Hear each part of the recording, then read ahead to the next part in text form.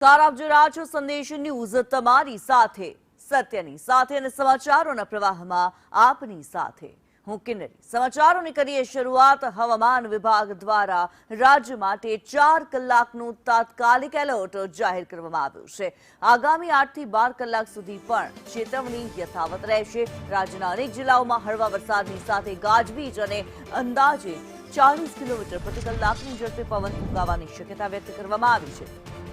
અમદાવાદ ગાંધીનગર વડોદરા અને ભરૂચ સહિતના વિસ્તારોમાં એલર્ટ જાહેર કરવામાં આવ્યું છે જ્યારે સુરત ડાંગ તાપી નર્મદા અને છોટાઉદેપુરમાં પણ ચેતવણી આપવામાં આવી છે કચ્છ મોરબી દાદરા નગર હવેલી